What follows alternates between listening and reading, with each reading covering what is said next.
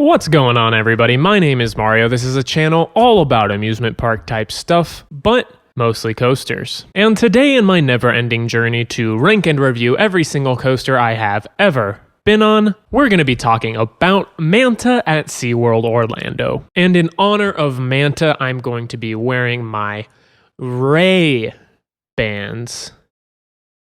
I said my RREC bands. Please clap. I'm gonna rank every coaster and give them a review. Every drop and every hill, every launch and every loop. Rate it 1 to 10 and then we'll do it all again. Gonna rank and review every coaster. Manta is a flying coaster manufactured by B&M that first opened at SeaWorld Orlando in 2009. Acrobat at Nagashima Spa Land would open 6 years later with an identical layout, but Manta still remains one of a kind in North America. Manta has a maximum height of 140 feet, a top speed of 56 miles per hour, a total of 4 inversions, a track length of 3,359 feet, and a ride duration of 54 seconds from the end of the lift hill to the beginning of the final brakes. And all of these stats partially contribute to Manta being one of my favorite coasters out there. However, Manta's most unique characteristic is of course the flying position that you ride in. Riding a coaster in a face-down position simulating a Superman-esque flying position never ceases to impress me. And yes, there are other flying coasters out there that provide a similar experience. Tatsu at Six Flags Magic Mountain is definitely another fantastic one, which by the way I have a video comparing Tatsu and Manta, so if you want to check that video out,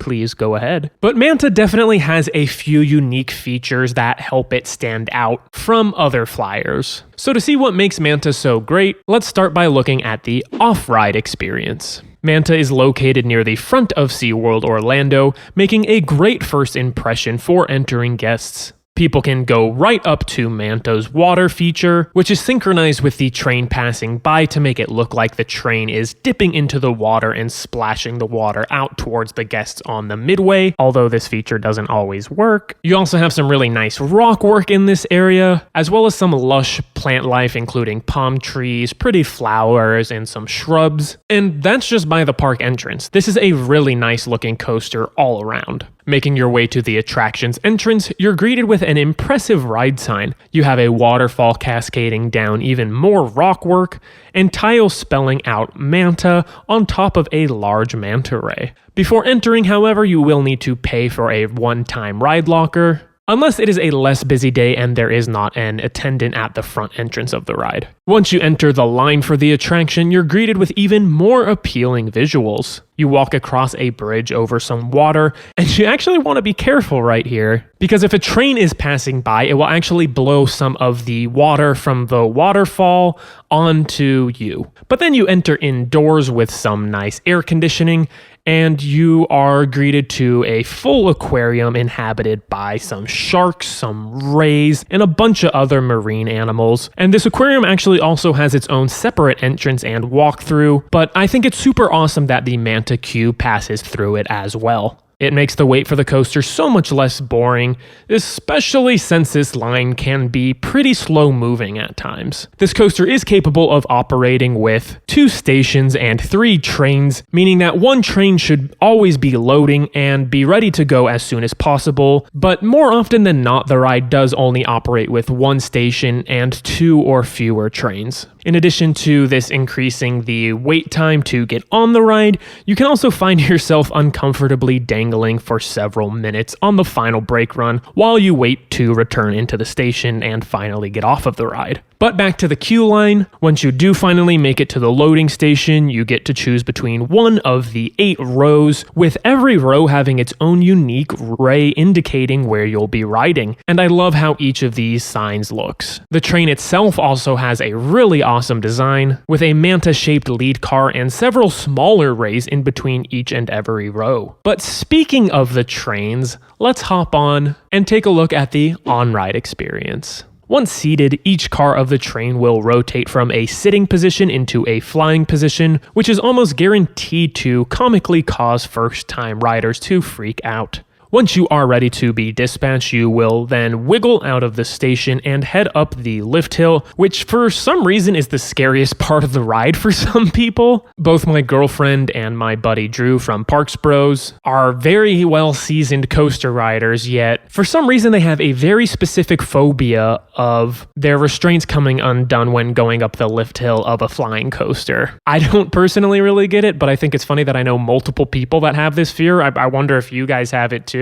But anyway, you crest the top of the lift hill and head into the turning first drop, and you don't really feel much of a dropping sensation as this drop really isn't that steep. It is definitely better towards the back row as you are pulled through this transition from unbanked track into banked track, so that offers a nice little amount of whip to it. Although overall I do prefer the front of this coaster for the slightly less restricted view. The bottom of the drop pulls your body down towards the ground with a moderate amount of force as you fly above the guests on the midway, and then you head up into the ride's amazing first inversion. This pretzel loop is insanely fun as it quite literally flips you head over heels.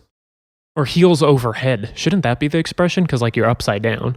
When you head first, it like flips. I don't know. Can't figure that one out. Rising up into the element delivers a pleasant floating sensation towards the front of the train before you dive head first towards the ground. And if you've never experienced an inversion like this, I cannot recommend it enough because it is just so trippy and unique. I love it. Reaching the bottom of the loop, while positioned on your back, you experience a relatively heavy dose of G-forces pushing you into the back of your seat. This is pretty intense, but not at all uncomfortable. It's just exciting and, again, trippy. Pulling out of the loop as those positive G-forces lessen, you will feel significantly lighter, and you'll also get some really cool visuals. There's actually some Manta-shaped shade structures on the pathway below, so it adds to that theming of sort of swimming through the ocean with manta rays. You're also pretty high above the ground at this point of the ride, so it really contributes to that surreal flying sensation. After the loop, you turn left into an inline twist that very naturally flows into a right-hand turn. This inversion doesn't do much by the way of forces,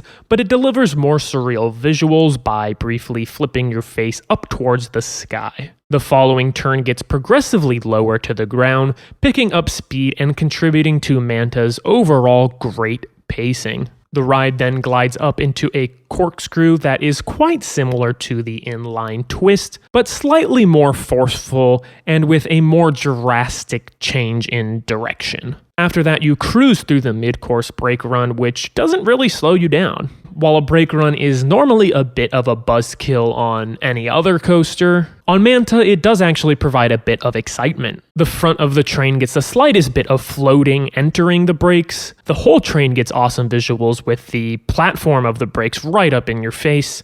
And then the back row gets an exciting dropping sensation exiting the straight track. You then head down to the water that is by the front of the park and pass by those fountains that will actually mist you a bit if you are sitting on the rightmost seat of each row. You'll then get an awesome near miss passing the ride's entrance sign, and the waterfall will get the left side of the train misted this time. You then enter the final inversion, another really fun inline twist, this one being a tad slower than the first, making it feel a bit floatier, and overall I think it's a little cooler. You're kind of almost traveling a little bit in slow motion. With trees all up in your face contributing to thrilling near misses and a heightened sense of speed, you traverse your final turn and fly into the final brake run. So, what would I rate this coaster? I think Manta delivers that quintessential flying coaster ride experience with the added bonuses of water effects and low to the ground near misses,